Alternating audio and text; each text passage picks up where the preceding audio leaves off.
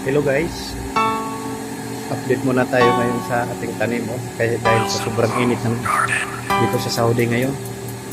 Tingnan mo yung mga tanim ko. Ano na siya parang namamatay na siya sa sobrang init Malubot. Malubot siya sa sobrang init. Ito naman yung ano ko dati. Yung kamuti ko. Tingnan natin baka may laman ko siya. Dahil medyo matagal-tagal na rin ko siya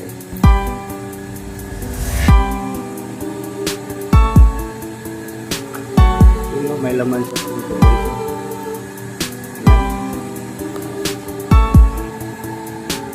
Saka ito din may ano mo rin siya.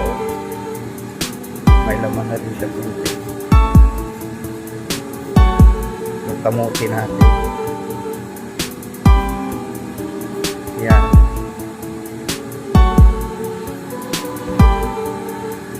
Pero maliit pa lang siya. Yung mga ano, halo-halo kasi yan guys. Yung kangkong. Sa pag-init kasi saka ito yung ano ko dati, yung gabi. Tsaka yan siya. Yung limonsito, galing pa yan sa Pinas, dala ko. Tingnan mo yung aloe vera ko, namamatay mo siya. Yan sobrang init. Ewan ko kung makasurvive ko siya. Saka pumangit din yung ano ko, yung mint ko. Dahil sobrang init. Saka yung avocado ko, yung dahon, medyo namalubot. Dahil sa sobrang init. Yan, aloe vera. Parang ano siya. Nakakita. Yung lemon grass din. Saka doon kamote rin doon. Saka ito din pakwan. Yan. Yung ano pakwan. Sa sobrang init dito guys sa Saudi, grabe.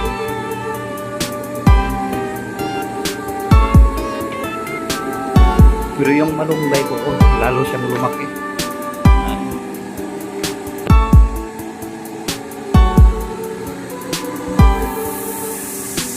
Ito naman yung hindi pa ko nag-vlog. Ito yung una kong tanim. Malaki na siya Taramindo. Tsaka ito yung ano ko dati. Yung tanim ko na ang tawag nito. Hindi to siya patula. Ano to siya? Ang tawag nito. Ang galing ng India. Cucumber na native na maliliit. Ano, naandar yung motor sa tubig kasi yung tubig din dito ang init. Aywan ko kung makasurvive pa to siya sa 3 buwan na sobrang init. June, July, August pinakamainit yung July at saka August.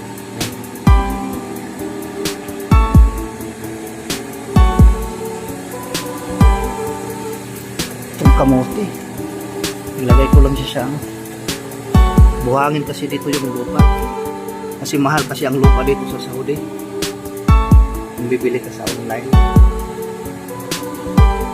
50 liter nasa 80 riyal sobrang mahal kaya haluan ko nila ng buhangin pag magano ako pag para hindi masyadong mano sa lupa, haluan nila ng buhangin. Ito medyo okay siya.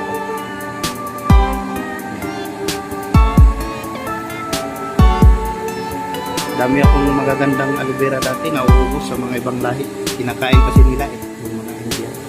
Yun isa namamatay na siya. Ito yung garden ko dito sa sa accommodation ko. Pero doon sa mga accommodation ng doktor, mayroon din akong mga garden doon.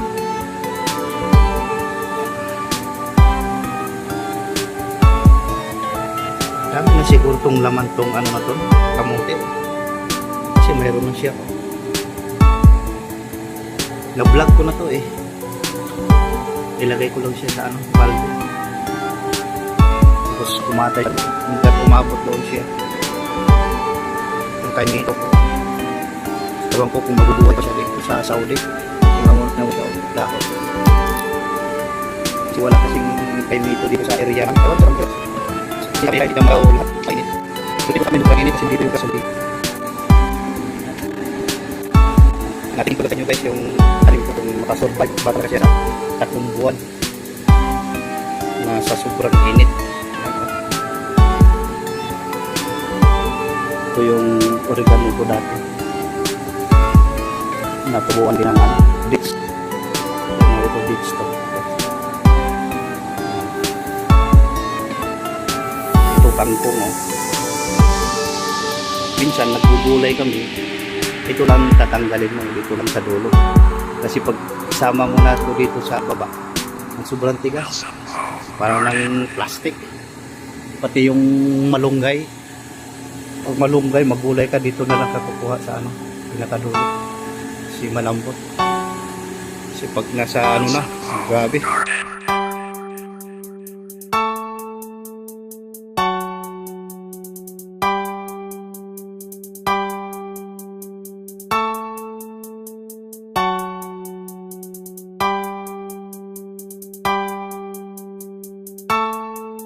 Matigas. Kala mo plastic siguro sa ano siguro, klema dito sa Saudi. Kaya yung mga milk ko, ano na daw. Yan may mga pinagputulan. Kasi mahilig kasi mga ibang lahi na kada luto nilalagyan nila ng ganito, mint. Siguro papakita ko rin siguro yung garden ko doon sa isang accommodation ng mga doktor tsaka sa mga nurse kasi dami kasi akong ano garden.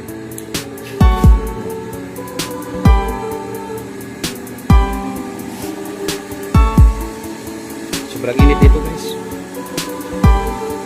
Bye bye guys.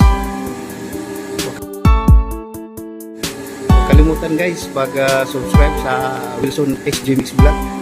Yung HJ yun ang ano yung home garden. Bye bye guys.